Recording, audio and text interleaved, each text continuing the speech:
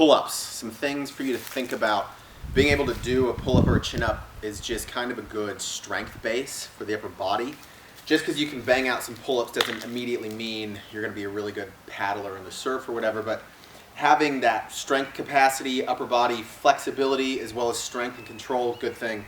Women too. Cool. So first thing you got to look at, do you have the flexibility? Can you get your arms overhead without changing spine position? A lot of people are too tight here, so the only way they can get there is to crank the low back. That's a problem, okay? Because you're just jamming stuff into the glenohumeral joint and then really messing with the low back. So if you need to, address the tissues that are preventing that overhead motion.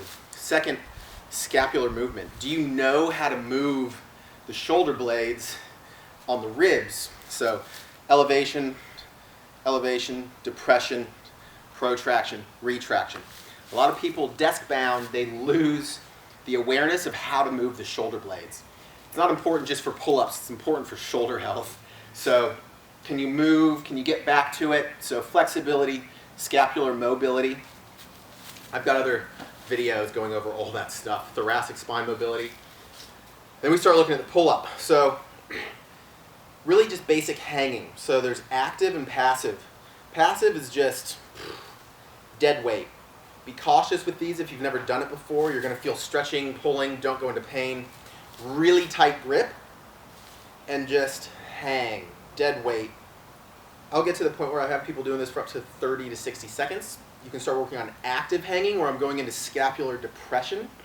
So you see a lot of people, once they go into pull-ups, as soon as they start pulling, boom, shoulders come up to the ears. They don't know how to keep that scapular depression.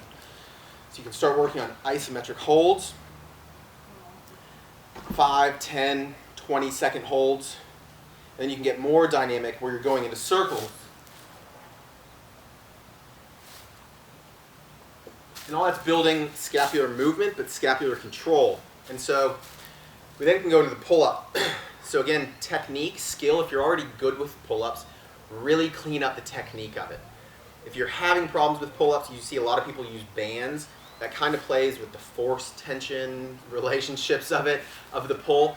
What I like to see people work on are isometric holds up top. So if you need to jump yourself up or pull up yourself up and hold the top position, perfect position, no rolling forward, not coming up to the ears, 5 to 10 second holds, and then slow release. That's probably going to do more for your pull-up than doing a lot of banded pull-ups. You can also work on horizontal rows, and this is teaching scapular mechanics. I've got some videos on pulling technique. Check those out. Where you're just building volume and strength in pulling and keeping the shoulder blades positioned properly. And so then, like I said, you can start working on, once you've got a couple reps, just work on skill of clean technique, sub-maximal, where think of teaching the nervous system how to pull up efficiently. So just clean.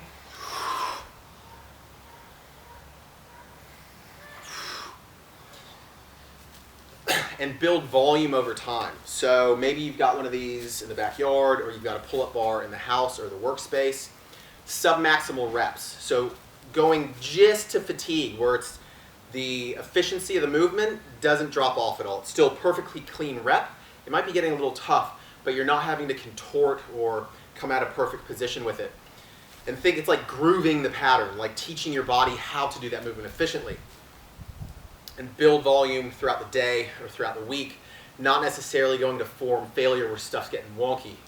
I did that for about 6 weeks and then got really efficient with high-speed pull-ups.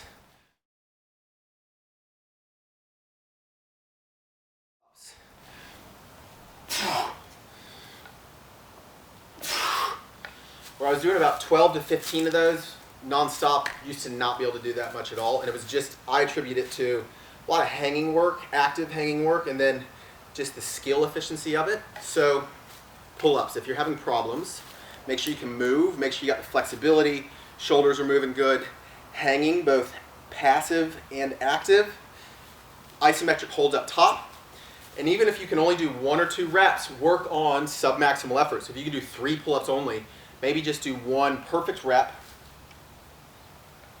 go about your business, do another workout or exercise at the gym, come back on one of your rest periods, hit a pull-up, or throughout the day.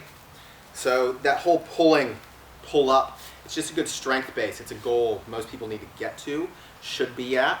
It's not going to suddenly change your paddling of the surf, but that strength base is a really good thing for upper body health.